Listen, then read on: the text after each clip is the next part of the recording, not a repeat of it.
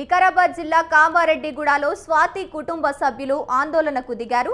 నిందితుడు మహేందర్ రెడ్డి ఇంటి ముందు స్వాతి కుటుంబ సభ్యులు ధర్నా చేస్తున్నారు. న్యాయం జరిగేంత వరకు కదిలేదే లేదని స్వాతి కుటుంబ సభ్యులు అంటున్నారు. నిందితుడితోనే అంత్యక్రియలు జరిపించాలని డిమాండ్ చేస్తున్నారు.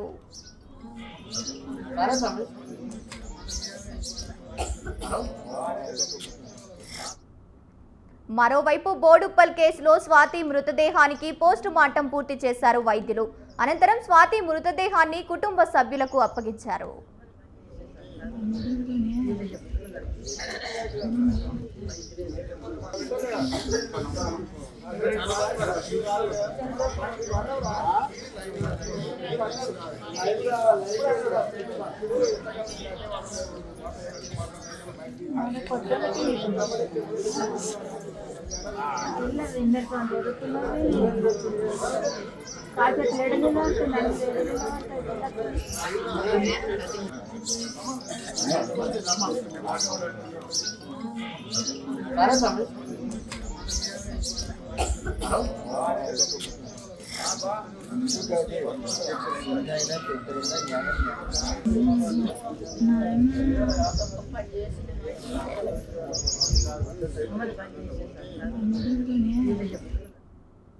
ఇక మరోవైపు స్వాతి హత్య కేసులో దర్యాప్తు కొనసాగుతోంది.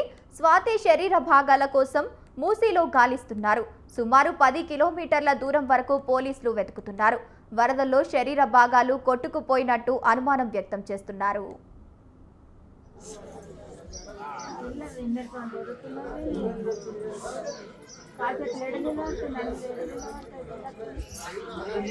బోడుప్పల్లో నిన్న ఈ దారుణం జరిగింది.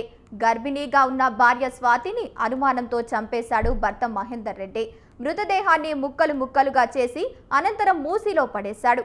ప్రస్తుతం నిందితుడు మహేందర్ చర్లపల్లి జైల్లో రిమాండ్లో ఉన్నాడు.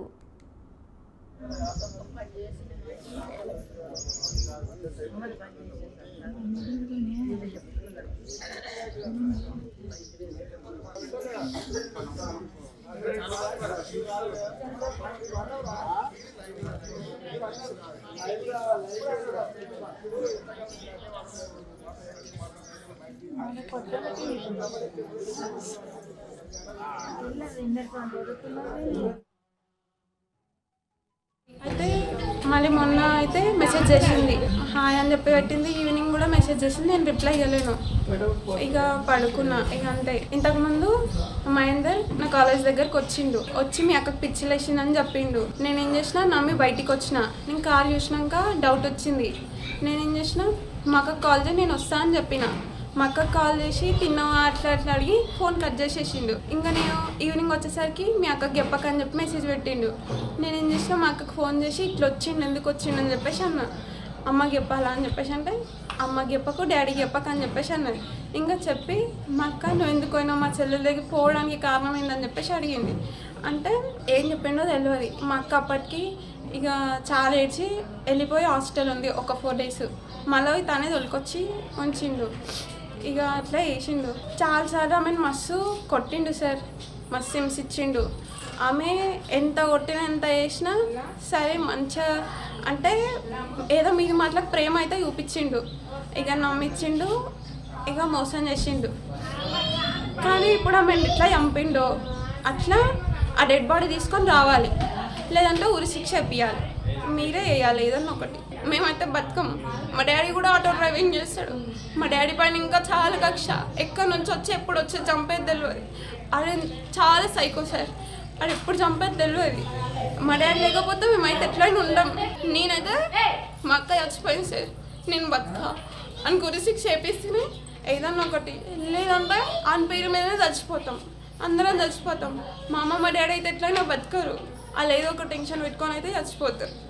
మేము ఇక బతికి ఏం లాభం లేదు అని ఉరి శిక్ష వేసి మా వాళ్ళు ఎట్లా ఉన్నా ఇక నేను